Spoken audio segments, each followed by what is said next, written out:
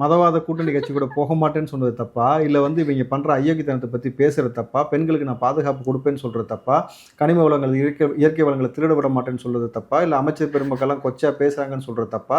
எது தப்புன்றீங்க? உங்களுடைய வேலை வாய்ப்பை உறுதிப்படுத்தணும், இளைஞர்கள் அரசியலுக்குள்ள வாங்கன்னு சொல்றது தப்பா? இளைஞர்கள் வந்து இவன் திருட்டு பையன், அயோக்கிய பையன், இத்தனை வருஷமா நீங்க கஷ்டப்படுறீங்க, இதுக்கு காரணம் இதுதான். உங்க வீட்டு கரண்ட் பில் மட்டுமே உங்களுக்கு எவ்வளவு பெரிய சுமையா நிக்குது, எவ்வளவு பெரிய வரி சுமை நிக்குது.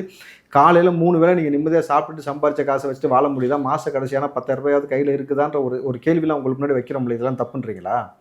நீங்க கோட் ஆஃப் கான்டக்ட் முடிஞ்சதுக்கப்புறம் தளபதி தேனாம்பேட்டைக்கு வந்தார் தெரியுமா?